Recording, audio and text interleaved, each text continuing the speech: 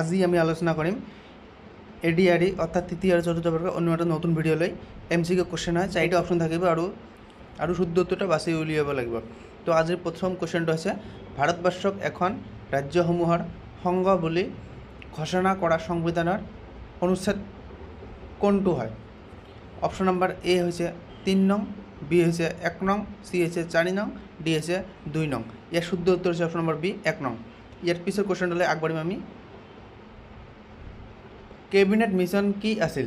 Option number A হৈছে এটি বাণিজ্যিক মিছন, বি হৈছে ইংলেণ্ডত 3জন কেবিনেট মন্ত্ৰীৰে গঠিত এটি গোট, চি হৈছে ভাৰতীয় স্বাধীনতাৰ আন্দোলনৰ অংশ, ডি হৈছে এক সামৰিক অভিযানৰ অংশ। ইয়াৰ শুদ্ধ উত্তৰ হৈছে অপশ্যন নম্বৰ বি ইংলেণ্ডৰ 3জন কেবিনেট মন্ত্ৰীৰে গঠিত এটি গোট। ইয়াৰ পিছৰ কুৱেশ্যনটোলৈ যাম আমি। সংবিধান সভাৰ প্ৰথম বৈঠক কেতিয়া অনুষ্ঠিত হৈছিল? Very important question. Option number A হৈছে 1947 চনৰ 15 আগষ্ট, অপশ্যন নম্বৰ বি হৈছে 1947 চনৰ 26 নৱেম্বৰ, অপশ্যন নম্বৰ চি হৈছে 1946 চনৰ 9 ডিচেম্বৰ, অপশ্যন নম্বৰ ডি হৈছে 1948 চনৰ 26 জানুৱাৰী। ইয়াৰ শুদ্ধ উত্তৰ হৈছে অপশ্যন নম্বৰ চি। ইয়াৰ পিছতলৈ আগবাঢ়িম আমি। 1945 চনৰ জুলাই মাহত অনুষ্ঠিত সাধাৰণ নিৰ্বাচনত কোনটো দল জয়ী হৈছিল? এই নিৰ্বাচনটো জেনেৰেলি ইংলেণ্ডত অনুষ্ঠিত হৈছিল।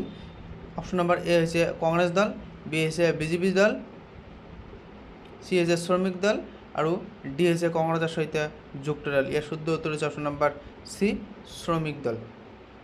ইয়াৰ পিছৰটো দেখিম। কেবিনেট মিছনৰ তৎপৰতাত কি গঠিত হৈছিল?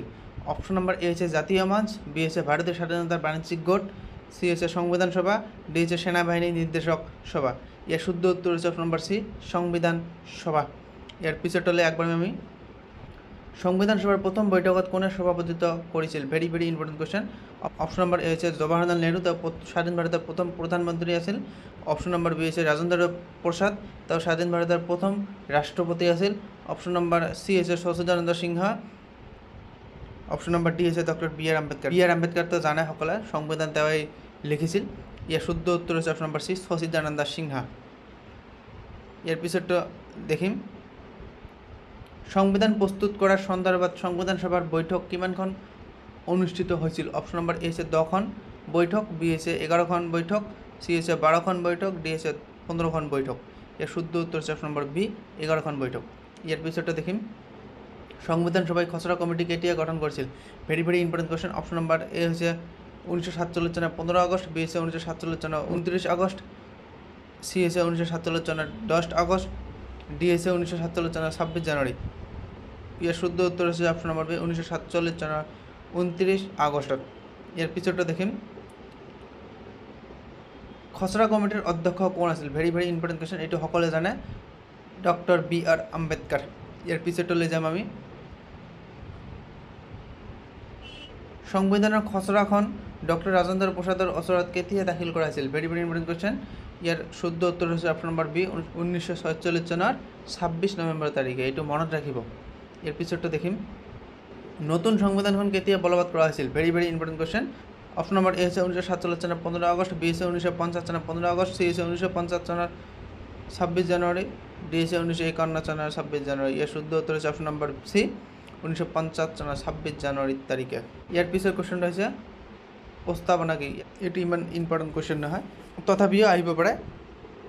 সংবিধানৰ পাতনি। ইয়াৰ শুদ্ধ উত্তৰ হৈছে অপশ্যন নম্বৰ বি সংবিধানৰ পাতনি। ইয়াৰ পিছতো দেখিম। সাৰ্বভৌমত্ব কি? এইটো ইমান ইম্পৰ্টেণ্ট কুৱেশ্যন নহয়, তথাপি আমি ডেফিনেশ্যনটো পঢ়িম। ইয়াৰ শুদ্ধ উত্তৰ হৈছে অপশ্যন নম্বৰ বি ৰাষ্ট্ৰৰ সৰ্বোচ্চ ক্ষমতা। ইয়াৰ পিছতলৈ যাম। এইটো ভেৰি ইম্পৰ্টেণ্ট কুৱেশ্যন হয়। ফেডাৰেশ্যন শব্দটো ক'ৰ পৰা লোৱা হৈছে? Very important question. Option number A Greek শব্দ দিয়া আছে, বি লেটিন শব্দ দিয়া আছে, চি ফৰাচী শব্দ দিয়া আছে, ডি ইংৰাজী শব্দ। ইয়াৰ শুদ্ধ উত্তৰ হৈছে অপশ্যন নম্বৰ বি লেটিন শব্দ ফেডুছৰ পৰা দিয়া আছে। ইয়াৰ পিছতে দেখিম। ফেডুছৰ প্ৰকৃত অৰ্থ কি? এইটো very important question. Option number A হৈছে আইন, বি হৈছে চুক্তি, চি হৈছে সমাৰোহ, ডি হৈছে সংবিধান। ইয়াৰ শুদ্ধ উত্তৰ হৈছে অপশ্যন নম্বৰ বি চুক্তি। ইয়াৰ পিছতলৈ যাম আমি। যুক্তৰাষ্ট্ৰ কাক বোলে? এইটো ইমান ইম্পৰ্টেণ্ট কুৱেশ্যন নহয়, ডেফিনেশ্যনটো পঢ়ি ল'ব। ইয়াৰ শুদ্ধ উত্তৰ হৈছে অপশ্যন নম্বৰ চি পাৰস্পৰিক সন্ধি অথবা চুক্তিৰ দ্বাৰা সন্মিলিত হোৱা কিছুমান ৰাজ্যৰ গোট। ইয়াৰ পিছৰ কুৱেশ্যন হৈছে যুক্তৰাষ্ট্ৰীয় প্ৰজাতিৰ চৰকাৰ প্ৰথম ক'ত প্ৰৱৰ্তন হৈছিল? অপশ্যন নম্বৰ এ হৈছে ভাৰত, বি হৈছে কানাডা, চি হৈছে যুক্তৰাষ্ট্ৰ, ডি হচ্ছে অস্ট্রেলিয়া। এর শুদ্ধ উত্তর হচ্ছে নম্বর সি আমেরিকা যুক্তরাষ্ট্র। এর পিছনে চলে যাম। যুক্তরাষ্ট্রের গৃহভূমি বলে কাক কোয়া হয়, অর্থাৎ কোন রাষ্ট্র কোয়া হয় বা কোন দেশক কোয়া হয়? এর শুদ্ধ উত্তর হচ্ছে নম্বর সি আমেরিকা যুক্তরাষ্ট্র, অর্থাৎ আমেরিকা যুক্তরাষ্ট্র। এর পিছুটা দেখি, ভারতবর্ষত যুক্তরাষ্ট্রীয় ব্যবস্থা প্রবর্তনের ক্ষেত্ৰত কোনখান দেশক অনুকরণ করা হয়েছিল? Very very important question, Canada. এর পিছুটা দেখি, সরকারিয়া আয়োগ কেতিয়া গঠন করা হয়েছিল? Very very important question. Option number A হচ্ছে 1975, বি হচ্ছে 1983, সি হচ্ছে 1990, ডি হচ্ছে 1995। এর শুদ্ধ উত্তর হচ্ছে অপশন নম্বর বি 1983 চনত। Very very important question. এর পিছনে দেখি, ভারতবর্ষের সংসদত কেইখন সদন আছে?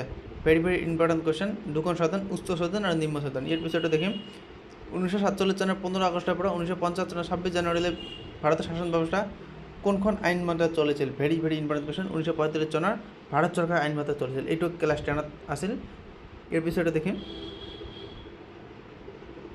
সংবিধানের প্রস্তাবনাত আমি ভারতীয় জনসাধারণের বলে উল্লেখ করি সংবিধান প্রণেতা হলে কি স্পষ্ট করেছে? ইমান ইম্পর্টেন্ট কোশ্চেন নয়, তথাপি ডেফিনেশনটা পড়ি। এর শুদ্ধ উত্তর হচ্ছে অপশন নম্বর এ সংবিধানখনের রচক ভারতীয় জনগণ, আরও সংবিধান ভারতীয় জনগণের হব বলি। এর পিছনে দেখি, সংবিধানের কিমান নম্বর সংশোধনের মতে সমাজবাদী শব্দটা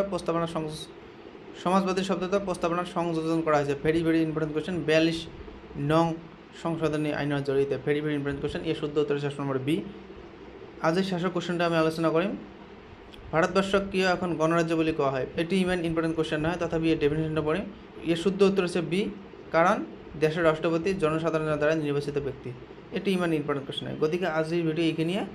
যদি ভিডিওটা ভাল লাগে তেনেহ'লে লাইক কৰিব আৰু এনে ধৰণৰ সদায় নতুন নতুন ভিডিঅ' পোৱাৰ কাৰণে চেনেলটো ছাবস্ক্ৰাইব কৰিবলৈ নাপাহৰিব। Best of luck.